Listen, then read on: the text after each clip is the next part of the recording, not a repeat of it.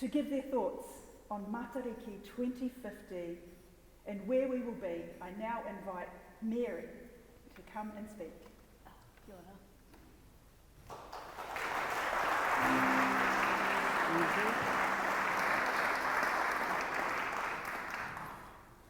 Tēnei te karanga, tēnei te tangi, ko tūwera nā, kia tūwera nā tātou ki te whaiau i te ao marama. Ti hei Māori ora.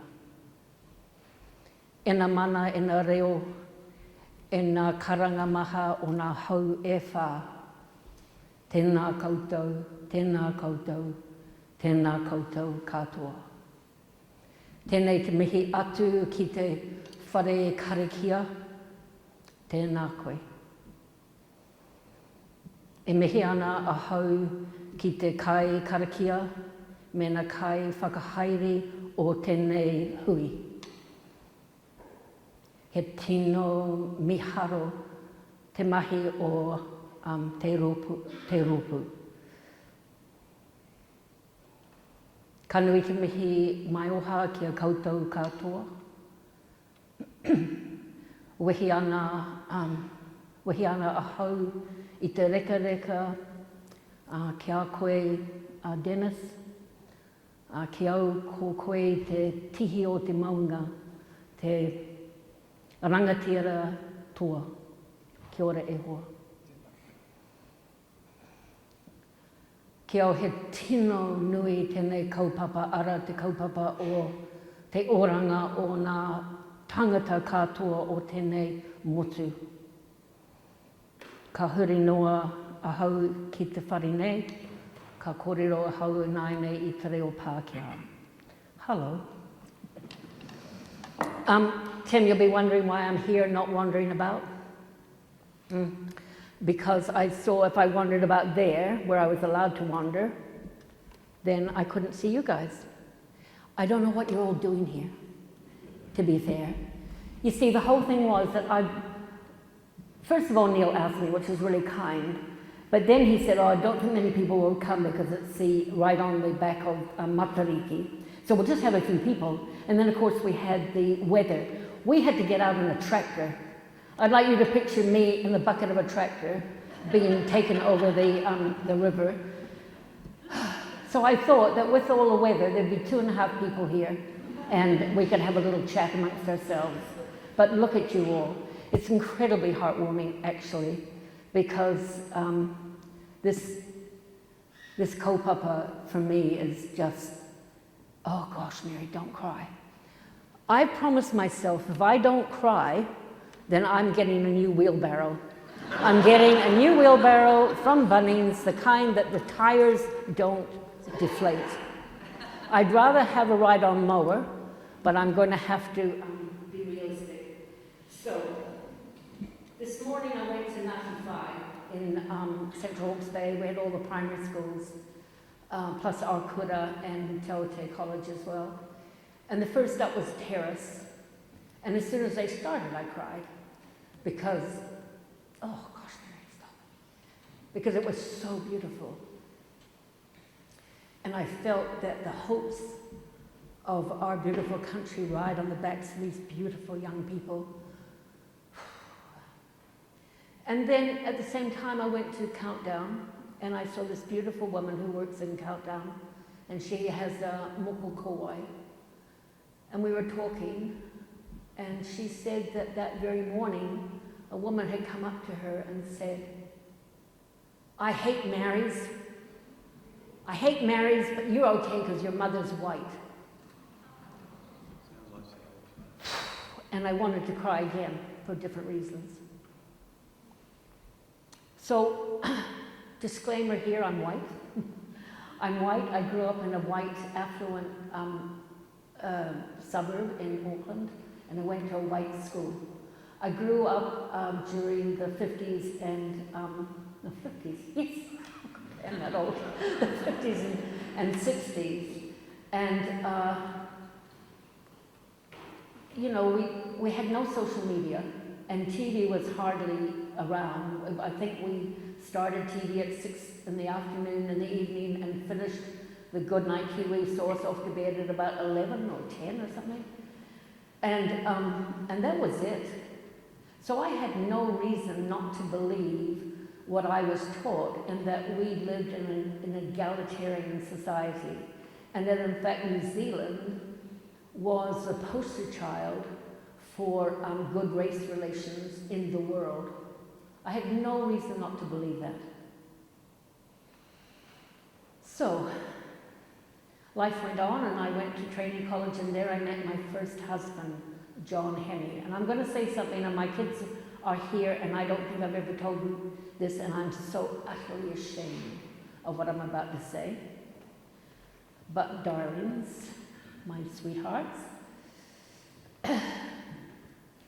when I met John at training college and we started to go out, I thought, oh God, I thought, he's lucky to go out with me because I'm white. And I remember thinking that, and I don't remember thinking that my parents were racist in any kind of overt sort of way.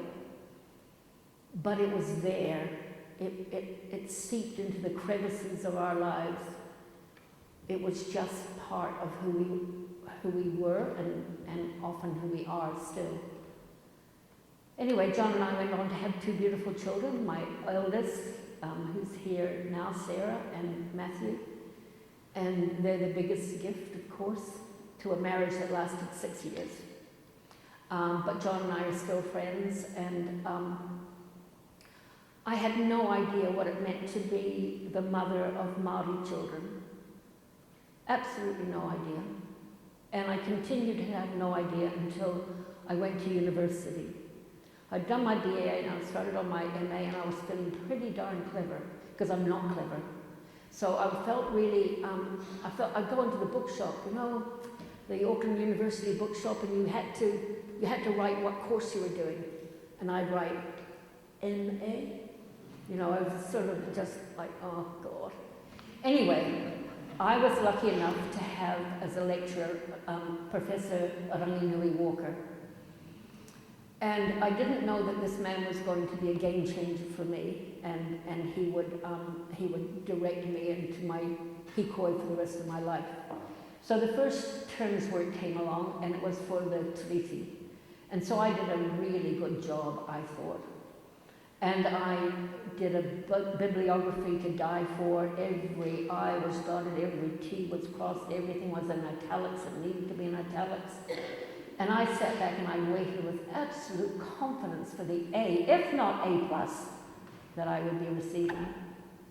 So I got my assignment back. It's a big block of work, it's a full term's work. And I got C, you don't understand, was the only comment. Well, that was a shock and knocked me off my little wobbly pedestal. And so the next term's work was Takapatawha, or Bastion Point. And so I needed to find out what I didn't know. And I found out what I didn't know, and oh my goodness me, it shocked me so like to my core. It was awful. It was awful, awful stuff. So I joined the Takapatawha Joint Working Committee, and it meant that every Wednesday I would join Joe and Rini Hawke in their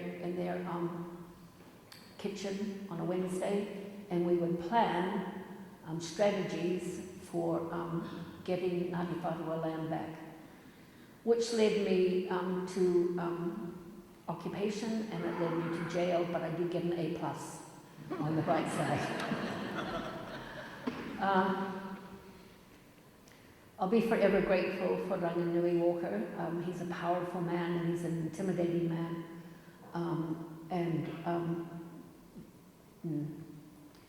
Thank you, wherever you are, kia ora. So, what next do you think you should talk about, Mary? I know, why don't I talk about colonisation? I'm not going to talk a lot about colonisation because in the next series we've got some incredible speakers speaking about that. But I just wanted to say a couple of things about colonization. I mean, what the hell? When you decide over here that you're going to come and engulf a country, I don't think the British were going to necessarily engulf, but some stuff happened, and engulf they did. And when you engulf, when you take away everything, if you can imagine if this were you and we were all engulfed and we couldn't speak English anymore, we couldn't eat the foods we wanted to, we couldn't go, that everything was taken. And our land was taken, and we were shot and burnt in churches, and our children were, as they tried to run away in the swamps. And the decision was made from afar that no brown person should ever be above a white person, so therefore Māori weren't entitled to lease their own land. They could only sell it at a minor amount of money. And so you went from, in 20 years, you went from this extraordinary race of people, Māori and Te Ao Māori, proud, incredible, extraordinary people who, when the Pākehā came, they said, right, okay, we can feed you, we'll build our own ships, we'll organize a flag, we'll sail international waters, we'll import cattle and sheep, and we will grow wheat, and we will feed you all, you 2,000 people. They were extraordinary business people, and in 20 years, by the time the British government had come in, and with law changes after law changes and subsections of subsections, they managed to take all but 6% of Māori land. In the Wairarapa, where my babies are from, they're Kahinimu ki Wairarapa, the people in the Wairarapa who tried to work with the government ended up with 2% of their land. 2%.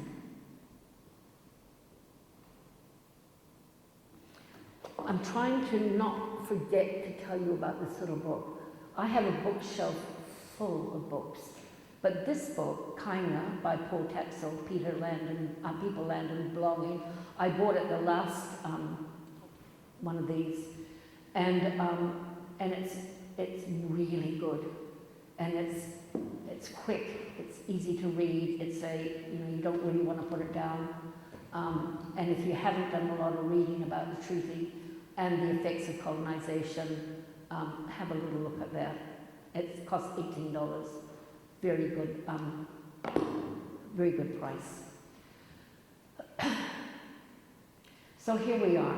We're colonized, and now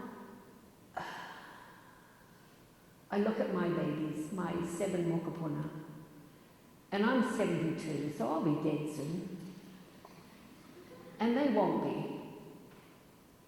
And then there'll be my great-grandchildren. And then there'll be my great-great-grandchildren who I'll never meet. And I don't know if they'll have a world to live in.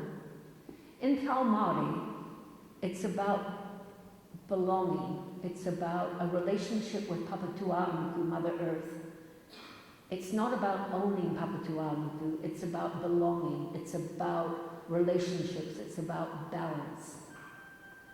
And when you bring in a system like capitalism, and you bring that in where you individualize everything, and everything's about wealth and money, and cutting up the land and cutting down the ngāhere, the forest, you're poking the taniwha. The taniwha in the waterways, you're poking that taniwha, and you don't want to poke the taniwha. And we're seeing the result of that poking when you put sewage and you cut down the trees and you fill the waterways. We can't drink our water anymore. I mean, 30 years ago we could drink in our stream, but we can't now. Te Ao Māori, when those amazing people navigated their way across those seas to New Zealand, all those hundreds of years ago, they brought phenomenal knowledge with them. And it's knowledge that has really been ignored perhaps by science. This is Pūrākau about the whale and the kauri tree. And this is knowledge, this is a Pūrākau that goes back hundreds of years. So this story blows my mind. But in essence, whale decides he's going to live in the sea, and he says to kauri, I'm going to leave you with a gift. And the gift is going to be made from my blubber and from the stuff in my brains. And it will make a second skin for you, and it will protect you. Now jump forward hundreds and hundreds of years, and we have kauri dieback. And Tani Mahuta, who is that famous huge kauri tree up north, is not well. And so Western science has been trying to find out how to help Tani Mahuta not die. And then finally somebody looked at the story, this Pūrākau. There was a beached whale, they harvested that whale, and they followed the traditional recipes, Romo Māori, and that tree is recovering. So how did people know that stuff all those hundreds of years ago? So we're out of balance now. And when we talk about the kaupapa for tonight is what do you want for 2050? I want my children and your children and our children's children and our children's children's children to be living in a place where there is kindness. I asked my rangatahi at school, what do you want to see in 2050? And every single one of them talked about climate change and kindness.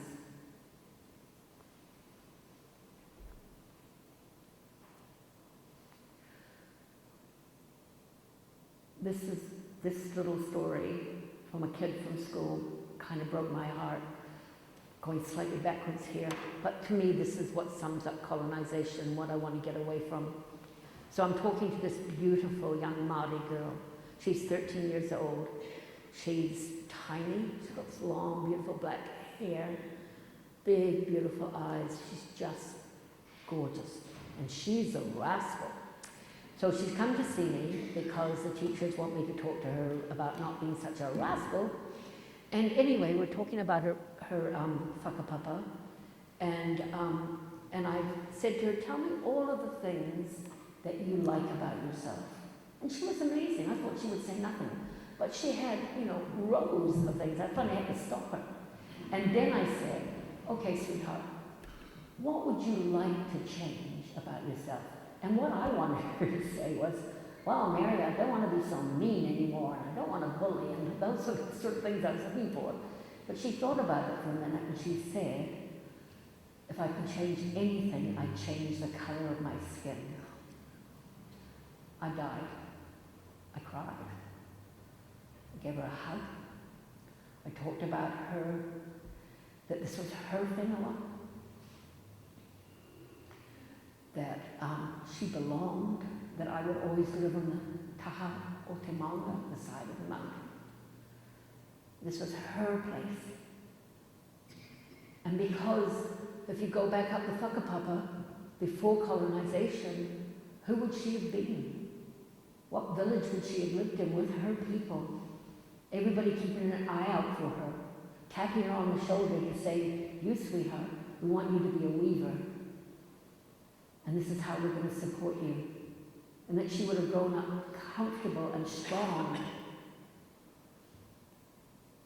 I want to change the color of my skin. Oh, yeah. So, our relationships are not good. Our country, and I don't want to upset anybody who votes national, but oh my goodness me, this is a dangerous government. We have a society where economically everybody is struggling, but particularly Māori. If you look at the average wages for Māori to Pākehā, 39,000, 138,000. This is not a good balance. We're getting punitive, we're becoming separated, and I think we're heading for a civil war of some kind. And I really believe that by 2050, this will be my dream for 2050, that we have repaired, that Pākehā has stopped being afraid of sharing power. Pākehā have got out of the way, have moved over, and Te Ao Māori has come to the fore. And we are living as we should, as friends, working alongside, but with our own differences.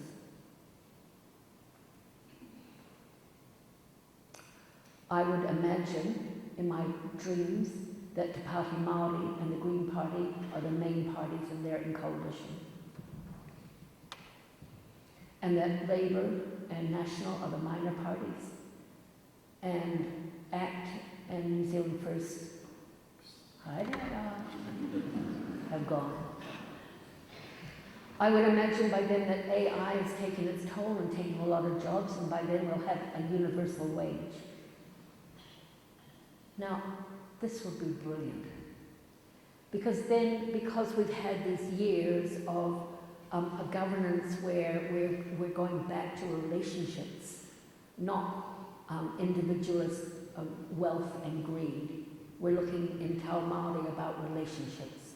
So Māori are living within their papakainga, with the people that they whakapapa to, and more Pākehā are living in the same way.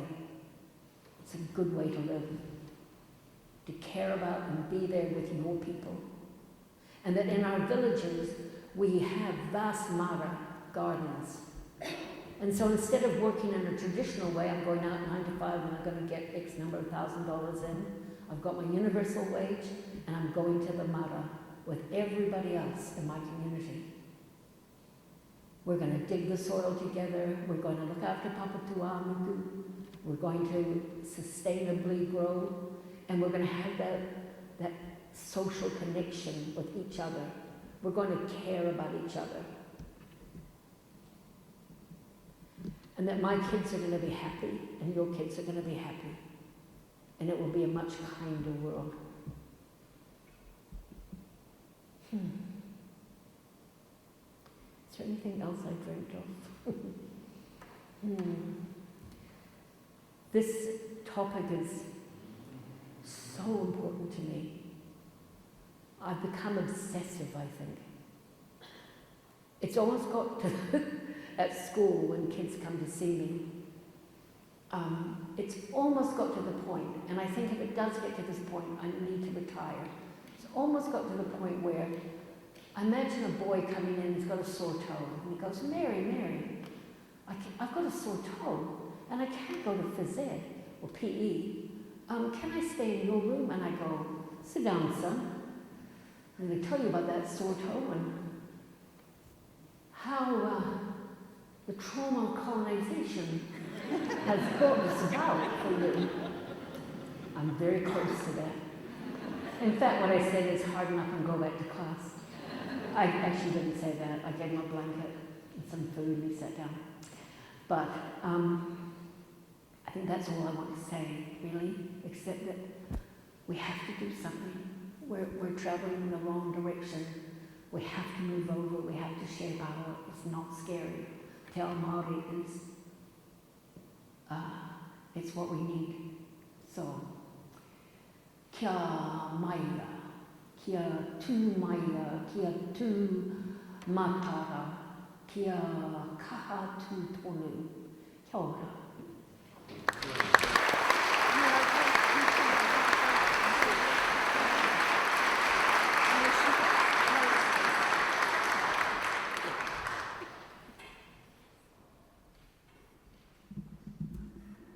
Wow, thank you. We will have an opportunity to write down some questions a bit later for both Mary and Dennis. So any questions that come to you, keep thinking of them in our break after we've heard Dennis. You can write them down and let us know. And I also want to just remind you that Denis is here, and hopefully they've got copies of Kāinga. Have you? Yes, they've got copies of Kāinga and lots of other wonderful resources there to help all of us on our journey of understanding and knowing more. Now, Denis has hurt his back, so he is going to be leaning a bit on a bar stool as he talks to us tonight. So we're so thrilled that you can be with us, even though you're a little bit injured.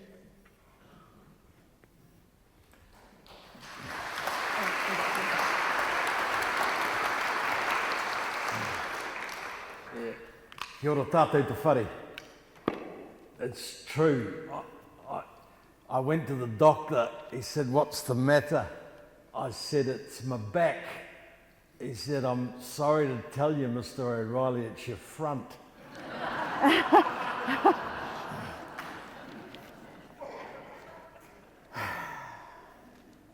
The weather forecast for Matariki 2050 is for chill temperatures and clear skies.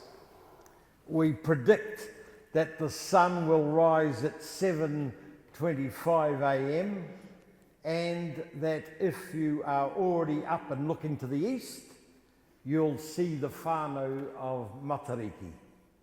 Pohutakawa, Tupuanuku, Tupuararangi, Waiti, Waitā, Waipuna Arangi, Ururangi, and Hiwa Itarangi. Tihei Mauri Ora.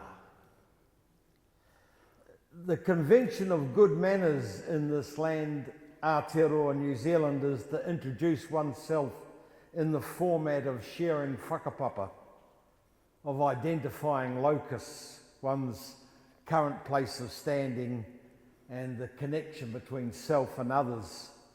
My name is Denis O'Reilly, and it would take no imagination whatsoever to identify that my ancestral roots lie in Ireland. My ancestors came from Breffni in what is now Cavan, Ulster, in the north of the Emerald Isle.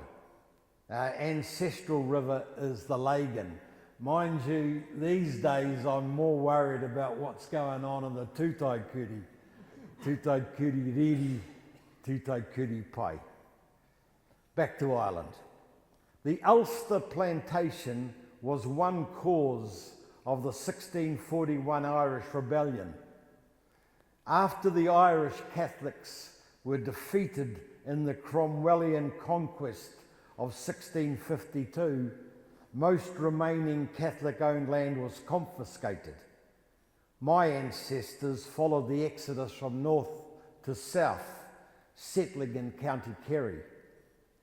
In response to the potato famine, my great-grandfather, Denis O'Reilly, his wife and children sailed from the port of Liverpool to Aotearoa on the good ship Otaki.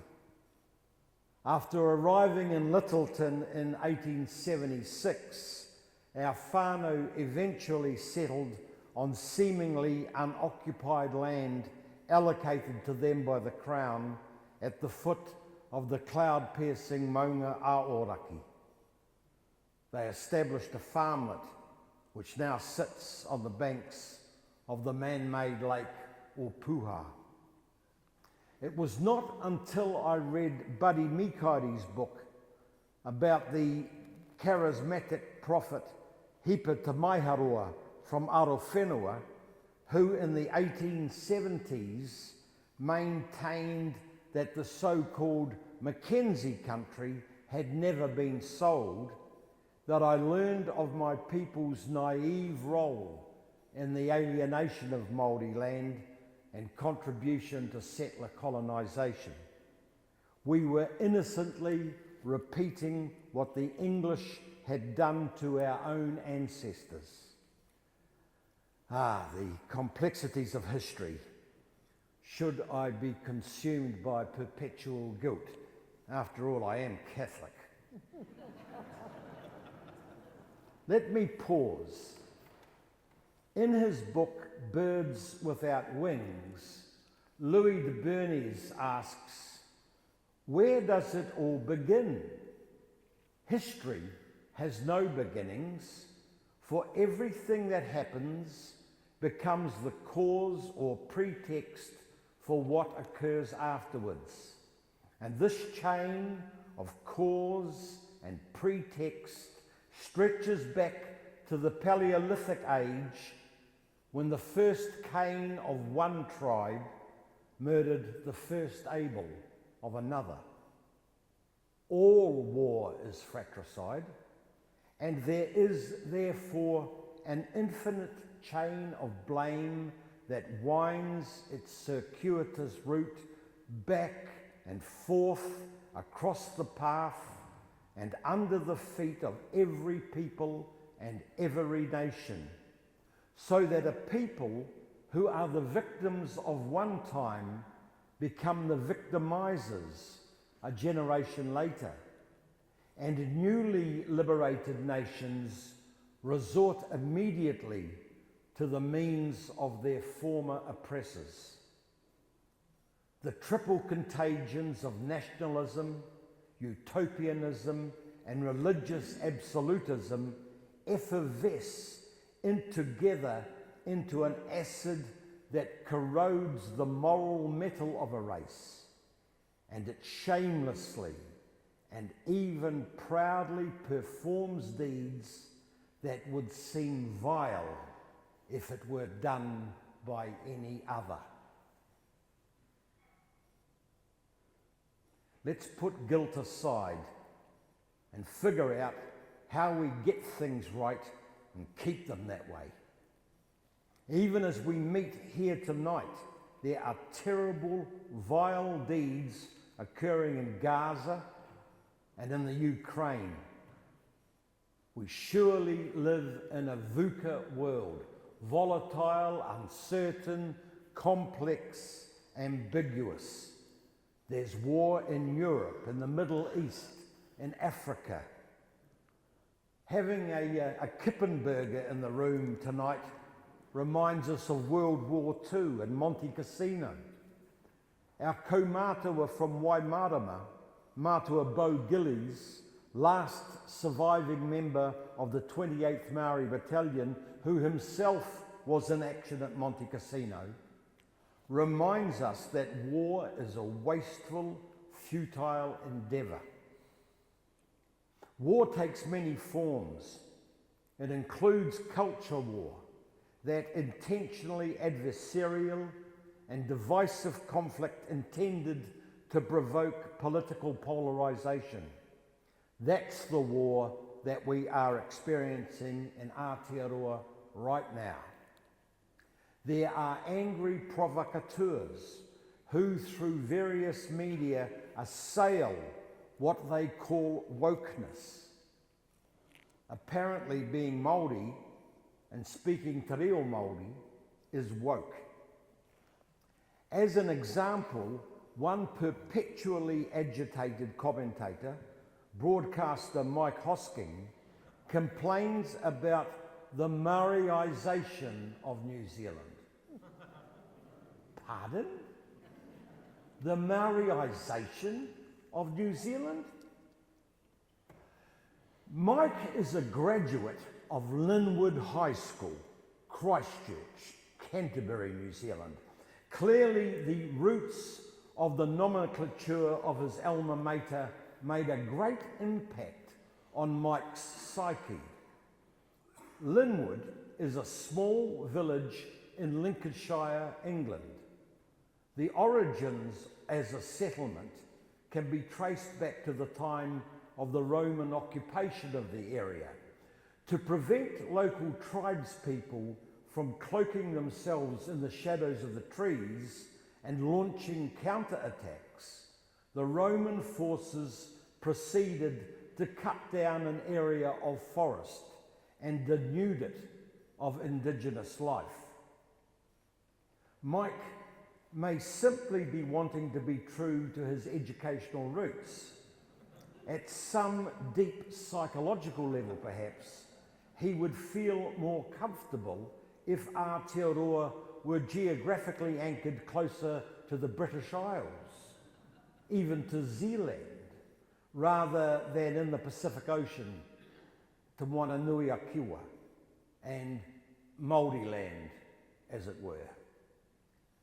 The tension between our colonial identity and geographic reality is expressed by another secondary school graduate, former Hastings lad, Justice Sir Joe Williams, as a dialectical struggle between what he describes as Kupe's law and Cook's law. Justice Joe describes Kupe's law as the seminal indigenous law of Aotearoa that developed through tikanga over perhaps 1,000 years. Following European colonisation and post-Te Tiriti or Waitangi, Kupe's law was bumped aside and became subsumed by what Justice Joe describes as Cook's law, the law that Mike from Linwood High is more comfortable with. But surely and slowly, just as the indigenous flora around Linwood in Lincolnshire, England, has to some degree recovered and reasserted itself from the colonising ravages of the Romans, so too has Kupe's law started to re-emerge, first in legislation and statute, and more recently in common law and jurisprudence. Hence, we see the coalition of attacks on what is seen as an activist judiciary and the political desire to remove references to Te Tiriti o Waitangi from the narrative in the machinery of government. Yes, this is culture war. The question we face is how best to respond. One strategy we can deploy is to avoid war on the aggressor's terms and rather to win the peace.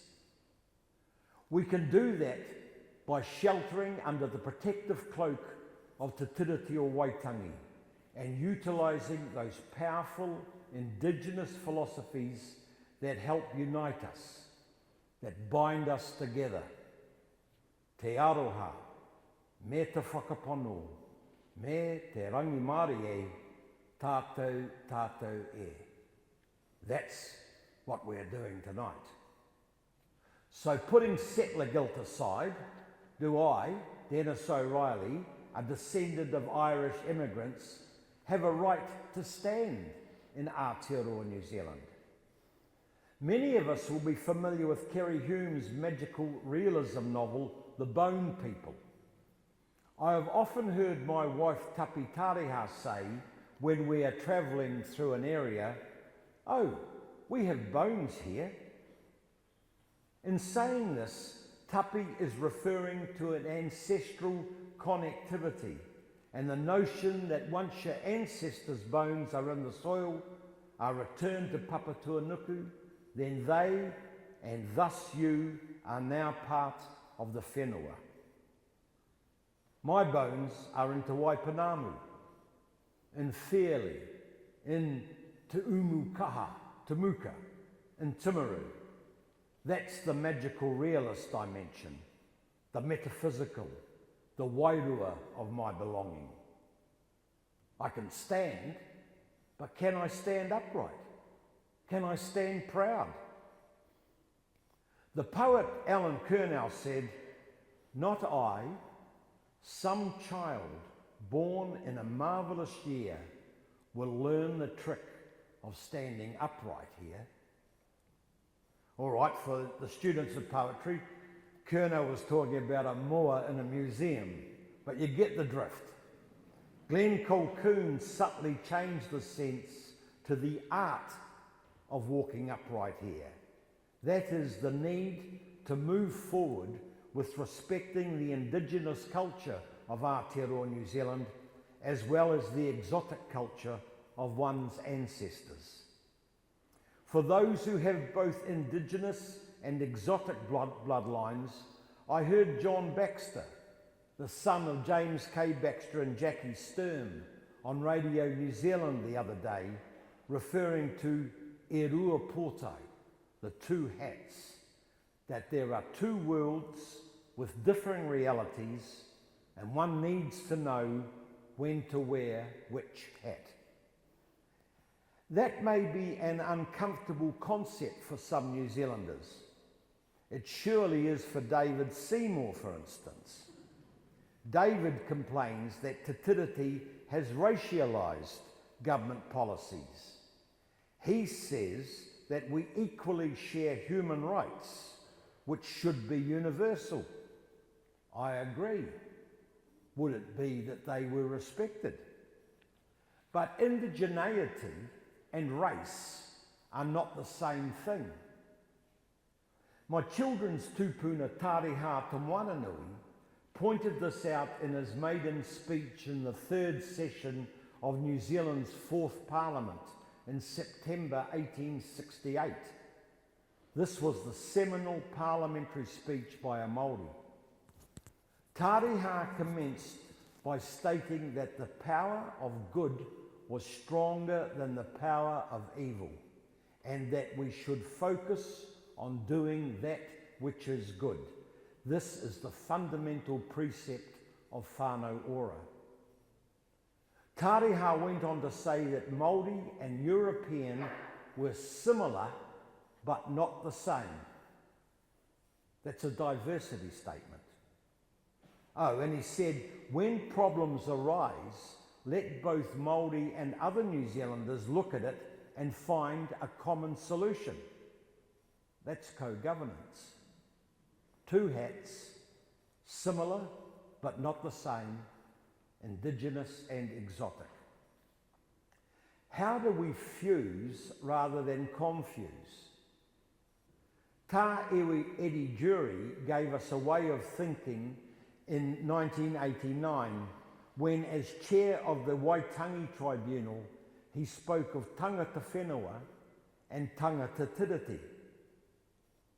David Seymour objects to the terminology of tangata whenua and tangata tiriti, presenting them as an unwelcome binary divide.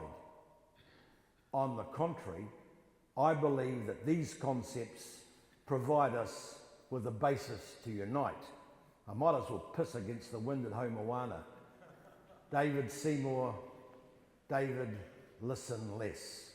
Anyway, Tā Eddie said that tangata tiriti belonged to this land by right of Te Tiriti. He noted that without Te Tiriti, we would have no lawful presence in such numbers, nor any legitimate political role in this part of the Pacific. Through Te Tiriti, tangata tiriti have a relationship with Māori and can both contribute to and benefit from the bounty of our beautiful shared land. The word Māori simply means ordinary, usual. There are differing worldviews. For Māori, property rights intimate an obligation to care for the environment with an intergenerational lens, kaitiaki, not to exploit and crank out every drop of profit possible. As we grapple with climate change, that seems to be a sound platform for a relationship. The Prime Minister Christopher Luxon recently said that when Māori do well, all New Zealanders do well. I agree with that. The Māori King Tuheitia Potatau Te Whero VII at the recent Kotahitanga Hui at Omahu echoed the words of Tariha. Tuheitia suggested that policies that impact on Māori should be led by Māori for all New Zealanders. What might that look like if we tangata tiriti supported tangata whenua to take the policy lead.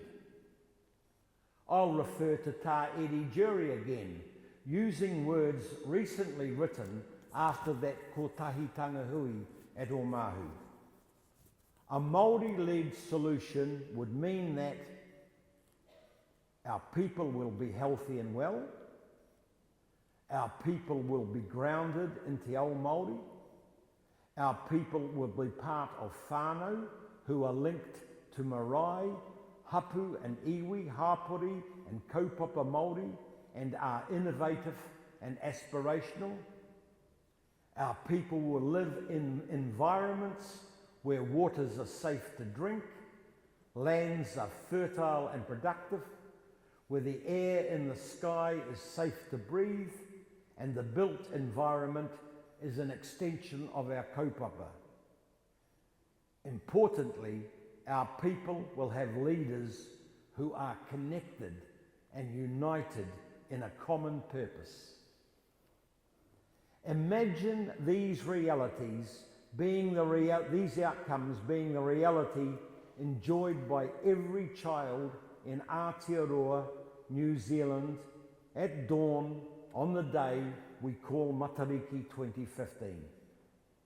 We will be standing hand in hand. We will be standing shoulder to shoulder.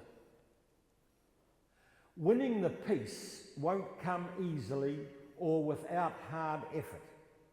It will require relentless activism. Saul Alinsky, one of the fathers of modern day activism, had a little saying, "You'll see it when you believe it." Believe it. One other final whakatuaki, that one so favoured by the late Canon Wi Te Tauhuata.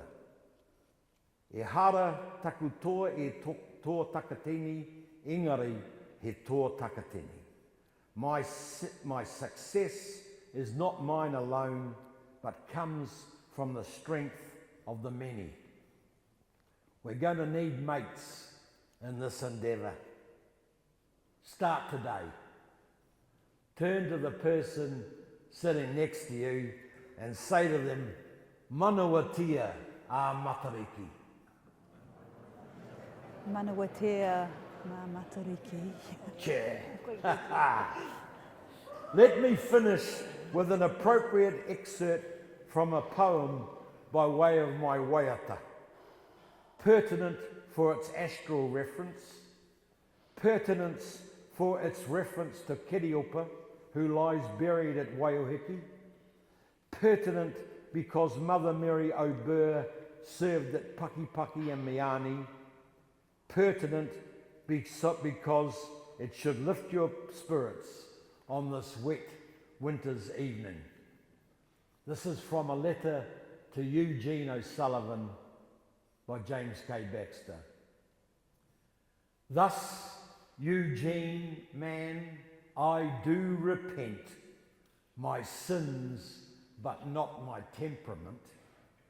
And our dear God, who groans with us, has thrown away his blunderbuss and calls me Hemi, though I smoke, drink coffee, shit and swear and joke with Mother O'Birr on the wall, who has forgotten her own funeral and, quite relaxed about it all, well lighted by the Sisters Seven, plays Scrabble in the Māori heaven. With her potato-eating curé, Pope Borgia, the IRA, her friend Kiriopa Tarau, that manly, single-minded ho-ho, who once devoured a preacher's eyeballs and lost his wives in waterfalls on an English gallows. There, I say, that old nun does not even pray, but laughs amongst the social whirl as merry as a hippie girl, and says to me, "Take heart, my child, his arms are strong, his thoughts are mild. The faults that make your forehead grim are just a pinch of salt to him. Be joyful in the holy fire, for you will have your soul's desire and come into this fair green land where he and we go hand in hand simply by being who we are and following the Māori star. Tēnā koutou. Wow.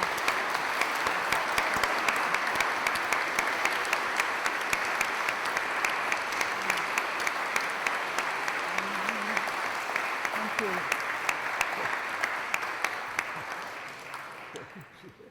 Wow. Wow.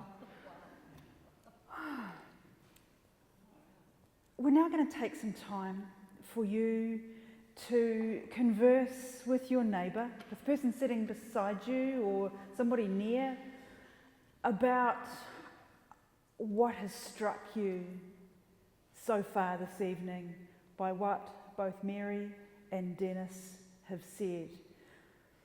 And also, if you have any questions, Nick's coming around with some post-it notes to pass through. If you put your hand up for Nick, and we will be having some time. We'll be doing kind of Graham Norton up here. We'll all be on a red chair though, and so we'll be having a question and answer up here. But please, talk to each other about what you've been struck by. Wow.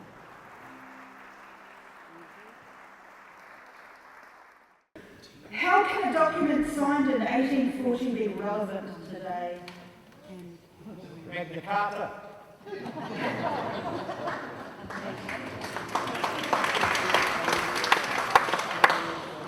Mary? I love Dennis O'Reilly. I love his roro. In my next life, I'm going to have his brain. I've always wanted to be that person who could open their mouths and a beautiful, eloquent sentence would come out. And then, but what in fact happens is that I open my mouth and I watch these words fall out, clunk to the ground, I gather them up, I stuff them back in and try again. I think Magna Carta was just like, wow, what an answer. Fantastic. Haven't Māori gained from having European technology and other material benefits? Yes, helped enjoy prisons, lower incomes, poorer health, poorer housing, and shorter lives. It's been an absolute victory for technology. I love Dennis O'Reilly. I love Dennis O'Reilly. Why can't we just get on with living as one people? Yes, yes. Why can't we? Let's do it. So important, like it's incredibly important that we move over, that Te Ao Māori comes to the front and we learn from the incredible knowledge. And if we want our planet to survive, if we want us to survive, we need to move over and not to be afraid. Te Ao Māori is unbelievably special. It's about caring, it's about sharing, it's about people, it's about relationships, it's about looking at everything you whakapapa back, right, not just to people, but to the birds and the animals and the trees and the gods and that you all work together.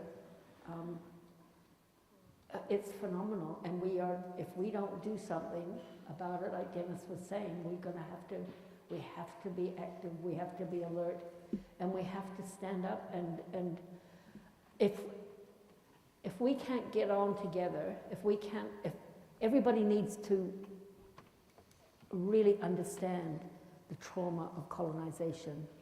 It is awful what it does to a people. How it's just awful, and you need to have that moment where you go, ugh. But you can't stay there. Then you just go, right, yeah, come on. Let's work together. So the question sort of is based on this notion of Māori privilege, that somehow there's you're born with the privileged spoon in your mouth called the Treaty of Waitangi, rather than each other seeing that it's a two-edged sword. It's like Baxter used to say, when confronted with the vigorous communal life of the marae, us Pākehā are like crabs without shells, and that we withdraw into this aggressive racism. And it's like we're sort of crucified, pilloried. Baxter again, in Calvary Street, Labour mum and Labour dad. Habit clugs them dumb. The sacred heart above the range may burn and bleed till kingdom come, but yin and yang will never meet in Calvary Street. So get out of Calvary Street. How do we respond to the racist person we hear in Countdown? Maybe the person calling that beautiful Māori woman with the mokokawai. How do we respond? What can we say? I have a really clear policy for myself that I never let it go. So, and I can be quite sneaky about it as well. I remember being in a library, and a person who was actually a librarian sidled up to me, and I was looking for a book on Te Reo Māori, perhaps, I can't remember. And she said, "Oh, gosh, aren't you sick of all this Mary stuff?" And I just paused and I said, "My children are Māori, and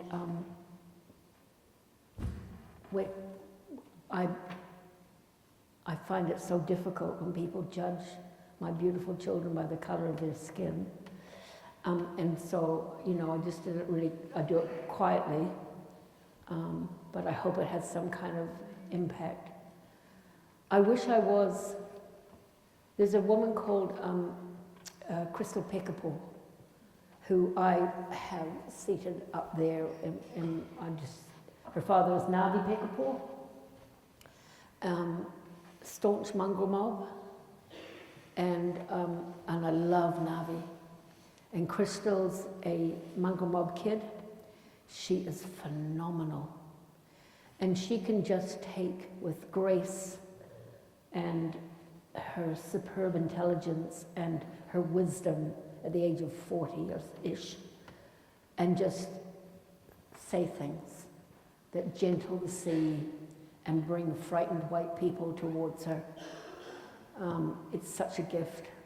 But I never, ever let any racist statement go. It's just not okay. It's just not okay.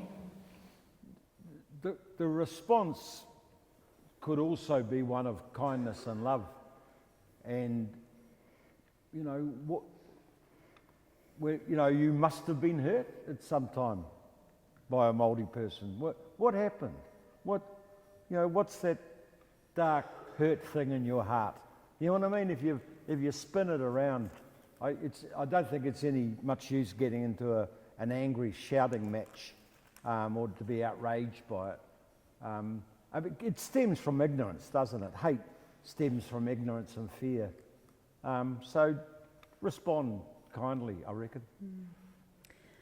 Speaking of kindness, and this is a question for you, Mary, do you think the lovely word kind is overused? Our previous Prime Minister used it a lot, but it left a legacy of unprecedented division and polarisation rather than respect.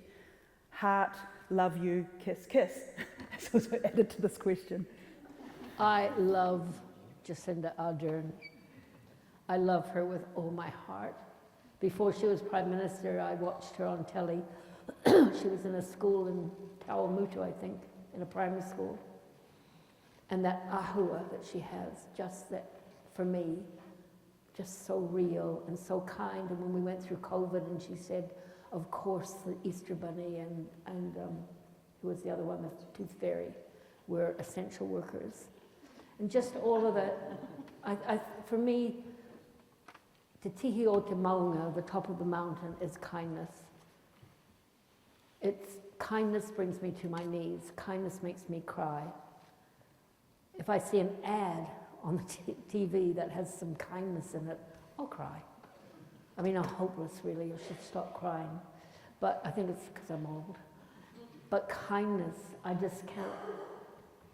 Oh, you have to be kind. She sure had a way of triggering off misogyny and sexism.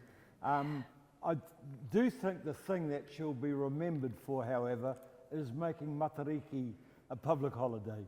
Yes, yes.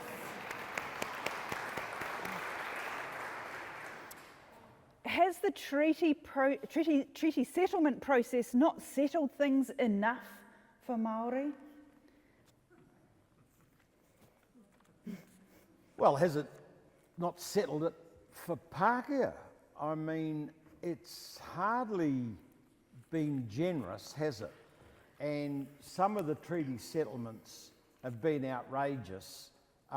If we look at, for instance, the settlement in Te Whanganui a Orotu, the Napier in the harbour, and all that sort of stuff. I mean, we did crazy things there. We tried to bring, for instance, the Crown in larger natural groupings, tried to bring two sets of people who were diametrically opposed to each other in the 1860s, and I'm talking about the coastal chiefs and then the chiefs who followed the ho-ho, and then to try and bring that together as a unification in the 2000s without addressing, you know, those separate issues was just crazy stuff, and it just triggers off a whole other range of recurring breaches. So the treaty settlement's been pretty clumsy in my view, but it's like you've just got to keep on working at it, really, isn't it? You know, I don't think it's a it's a dialogue. It's a dialogue. And I think it doesn't recognise that the whole concept of iwi has been really come about through colonisation, and it's hapu that have had their urapa taken, their cemeteries, their mara, thousands and thousands of acres of mara gardens just gone, and so the settlements don't address particular hapu and their what was taken from them. So it goes into this sort of big group that's easy for the government because it's right, that's your designated area, but it doesn't often redress the actual atrocities that happened in the land that was stolen and the land that was confiscated. Another treat. These are great questions, by the way. Here's another good one. What can each of us do to include the treaty in our day-to-day life?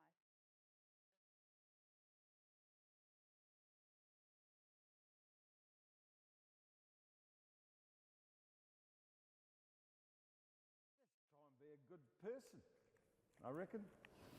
I speak Māori as much as I can, wherever I can, in the supermarket. I'm very dedicated to that. I have an old brain, so I have to work really hard. Things go in and fall out completely, almost immediately, but I persevere. And one of my moimoia, my dreams for the 2050 Matariki would that we'd all be speaking Māori. We'd all be speaking Māori and Pākehā, that we can speak English and Māori. It's a beautiful language. So at the very least, it should be pronounced correctly. And I'm quite taken aback in some of our schools when I listen to our teachers who are not always pronouncing the names of the children correctly, the names of their the hapori correctly, their suburbs, etc., etc. I think we need to be really respectful if we're partners in the treaty, then we should be learning Te Reo Māori. Here's two kind of opposing questions. The first one, Maori wards are divisive and racist. Agree? Bloody hell. I disagree. My nephew, who's the chair of our hapu, and is a city councillor, and Tūturu Māori, a descendant of Tariha Te Wananui, is bitterly opposed to Maori wards. He says Māori never asked for them, speaking as a Māori. And then there's others who would see them as being a necessary point of inclusivity. I mean, a democracy requires people to be active in citizenship. And so if you're missing out on one bulk of the people, then you've got to try and find ways to get that participation. So, I mean, whatever works. So I don't think there's a definitive, you know, some Māori would support them, some Māori won't support them. Some Pākehā support them, some, I don't really care of stuff. And maybe that answers the question. How do you suggest we mobilise voters across Te Mātou a Māui to support the retention of Māori wards in the forced government referendum due in October 2025? No, that is an important question. Are they going ahead with that? Well, it's civics, isn't it? It's get people involved in civics, get people taking an interest, encourage people to participate in the way that we are in this moment or at this time. When people act, so the thing that's come out of the Māori wards, I think, is that where people have found that their voice and involvement makes a difference, then they see that they've got a, you know, they will contribute. So it's, you know, let it wend its way. If you have nothing, you know, if you're just struggling to keep a roof over your head and food on the table, there's not a lot of investment for you to try and work out who you want to vote for. We have to tackle this incredible divide that's growing rapidly. I don't know how people survive, really. I'm really glad that I'm this old and that I live on a piece of land that has no mortgage, and I'm not paying a ridiculous amount of money to rent a property. That people are saying $500 is really good rent. Haven't other ethnic groups apart from Māori also suffered from racism? Absolutely.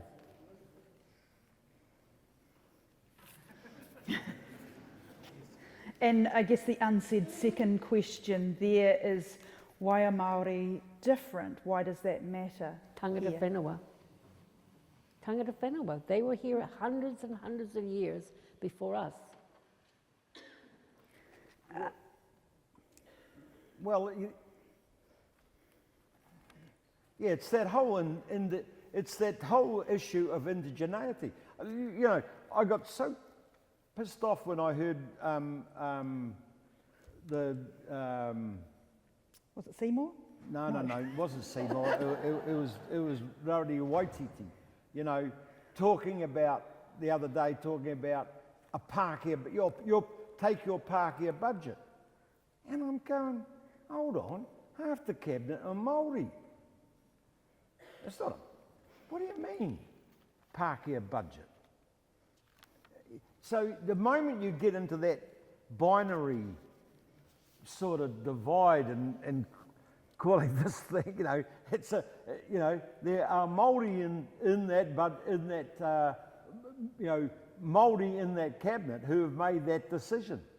So it's neat, you know, it's, do you have a set of beliefs that cares about the land, that cares about the people, that cares about the water? And that's the difference between race and indigeneity, I think. It's an indigenous view that one should be supporting and promoting.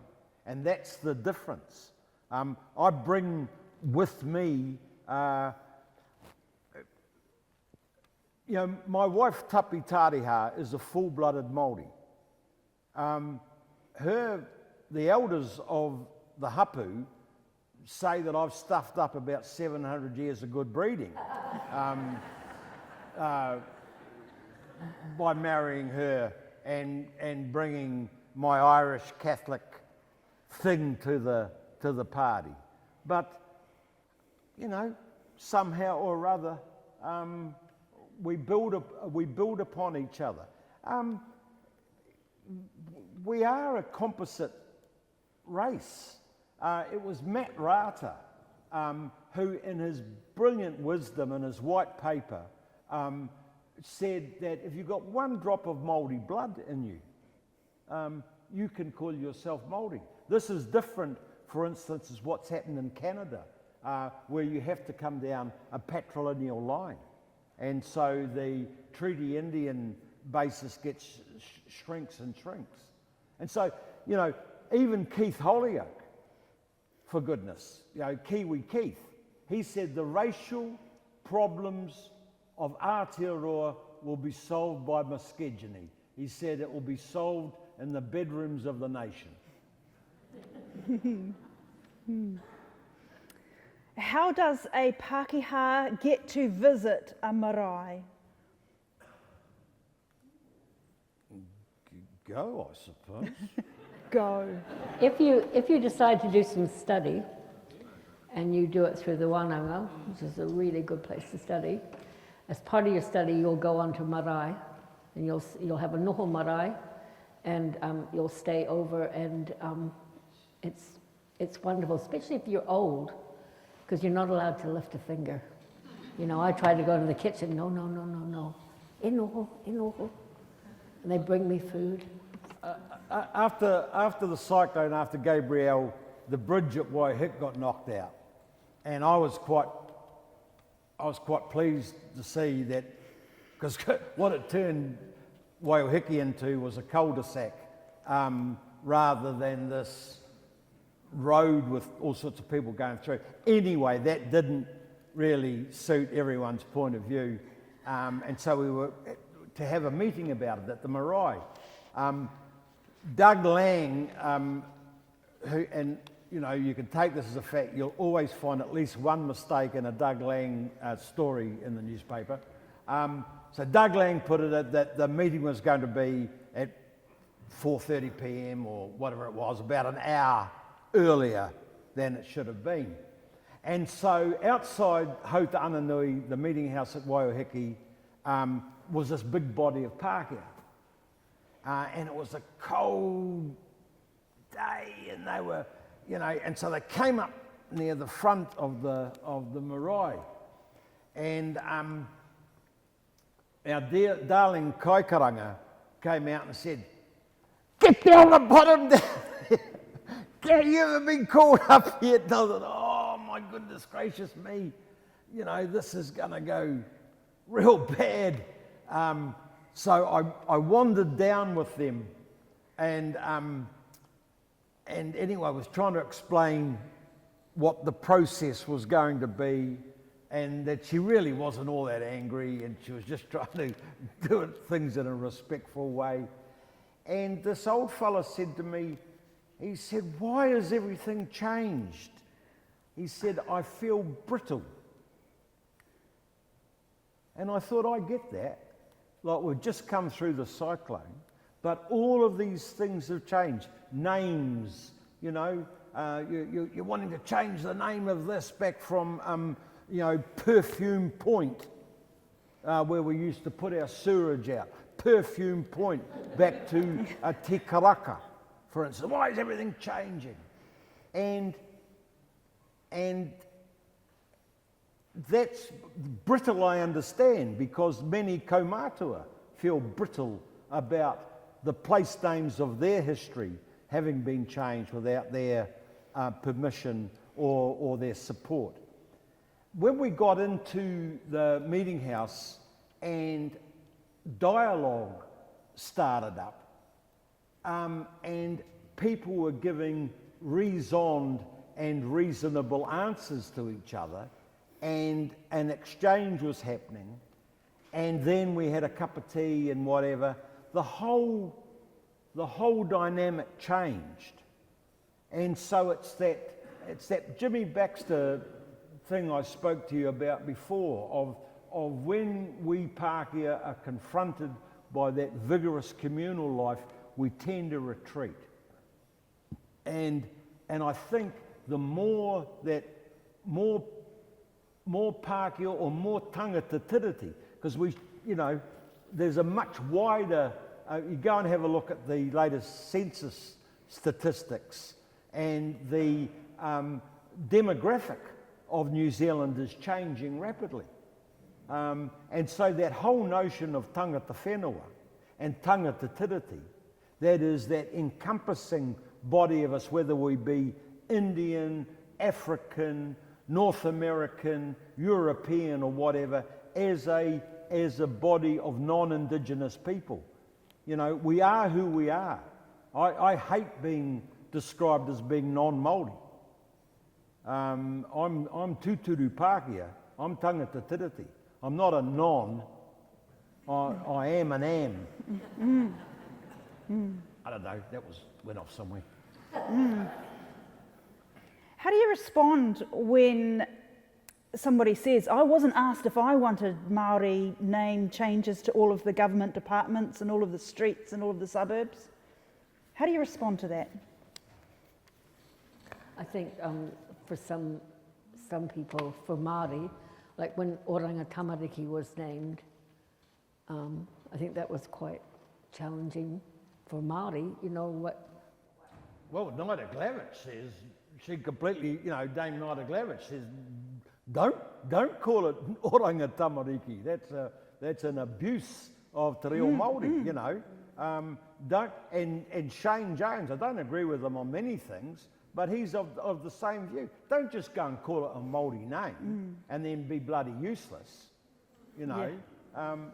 So it's That's tokenism. just don't put a sign up and then still continue in your dysfunctional, non-responsive, bureaucratic way. Denis, you said hand in hand, shoulder to shoulder, winning peace won't come easy and will require relentless activism. What's the first step? Get up in the morning.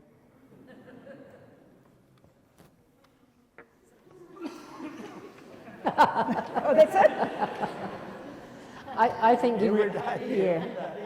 I think you can read stuff about our history, get yourself really conscious of what has happened in the past. Get angry, feel that, or not angry so much as feel have that moment, because I think that education is really, really important. Learn te reo Māori, speak it. I love when Denis said about when you're confronted with people and their racism is to think about it kindly. And it reminded me of many years ago, I went on a 10-day workshop on Tiriti with a woman called Mariana Pittman, phenomenal woman. And I learned so much. There was a man in the group. He was a very tall, thin Dutch man, and I wanted to smack him quite hard. I wanted him to go away. I wanted him just to piss off, excuse me, because he was awfully racist. Anyway, Mariana Pittman, if any of you know her, she's a formidable woman. And in fact, the first time I met her, I was in jail. And I heard this woman, her voice is like liquid chocolate, and she was singing, "You Cannot Take Our Land." And I thought, oh, who is that woman? Anyway, our paths have crossed for decades. And she had this man here who I wanted to smack. And she went right up to him, and he's tall and skinny, and she's, whoa. And right up, and I thought, here we go. And she opened her liquid chocolate mouth, and she said something that was funny. And I saw that man within that 10-day workshop change from being awful to complete reversal. And I thought, kia ora, Miriana, I have learned a great lesson today. And she didn't attack him, but which would have made him close up. But she treated him kindly, she treated him with humor. And now, going down his whakapapa, instead of him spreading racist awfulness, he will be doing completely the opposite, and that will ripple down through the ponds and down the whakapapa. And yeah, I said to her many years later about what I had learned from her, and she said, well, I wasn't always like that. I used to use my anger. But then she, phenomenal human being. Anyway, shush, Mary. Well, the power of story, isn't it? When you hear, like you shared the 13-year-old girl at your school, and that hits us. And hearing in kindness is the importance of how we respond with that. We've come to the end of this evening. Yeah, I can see this. I can see you. So, there's a couple of things I want to say. I think you can get your new wheelbarrow now. Oh, I didn't cry. You didn't cry. Oh. Yes, new wheelbarrow coming for you. And yes. I guess I just want to say to both of you, thank you. You have been so inspiring, and it's the power of story that you've shared, of your own experiences, of the people you know, and how you have been walking this journey through your life. And no doubt that all of us who've been here will take something away, and that will help us to be more of an activist each day in our lives. And so let us give a hand. Everyone who came out here to welcome.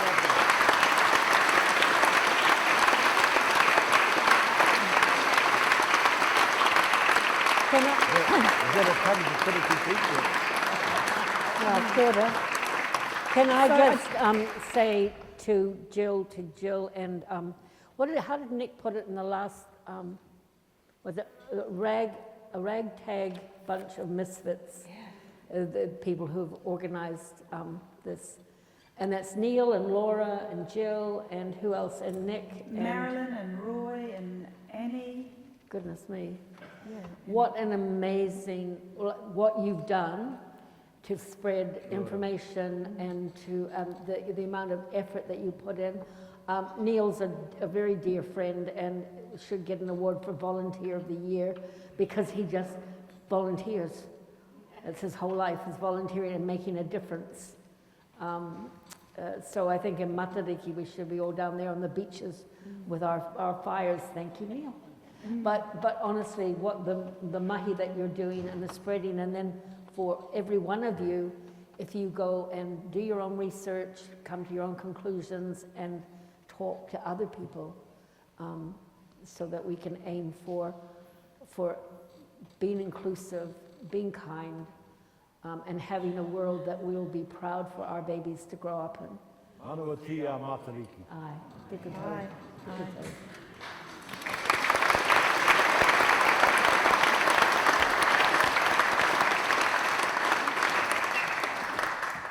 Just a couple of notices about what's coming up. On July the 11th at St Paul's in Napier, the topic is, what does honouring the treaty look like? And the panel that night will be Hawke's Bay Regional Councillor Martin Williams, Aucklander Kirsty Fong of Asians Supporting Tino Rangatiratanga, Napier-based Tiriti educator and podcaster Gwyn John. So that's on the 11th of July, 2 weeks away, at St Paul's Presbyterian Church in Napier. And it concludes the series on the 25th of July, back here at St Matthew's, with Living a Treaty-Based Future, a Youth Perspective. So speakers on that night include Tioranga Lee Belk, Piripi Winiata, Leila Christensen, and Nick will be the MC that night. So, thank you all for coming. I don't know if you heard, you may have started clapping at that point, but Denis said, actually, if you're here tonight, you are an activist. So let's take that away. And let us just begin, let us just end with prayer. Kia inoi tātou, I ea hoa atua o ngā iwi mātau rā, God of nations and of all of us. There is so much that we want to thank you for. Firstly, for the way of being that you long for, the flourishing of all people and all creation. We thank you that it was this vision, your vision, that so inspired the creation of Te Tiriti o Waitangi, a covenant, a partnership to enable both tangata whenua and tangata tiriti to flourish together in this nation. Often when we gather for national or international events, we sing the words of the national anthem, "In the bonds of love we meet." May the bonds of love be what we draw from as treaty partners. May the bonds of love be what we demonstrate going forward. We thank you for Mary and Denis and the living treasures they are, and for what they encourage and inspire in each of us. We ask your blessing upon us all. May we all do our bit to create neighbourhoods, communities and a nation where all people, both tangata whenua and tangata tiriti, can flourish. Ki hua ko te pai, kia tau tō atawhai, e roto i te ingoa o ihu karaiti. Good night. Bless you all. Amen.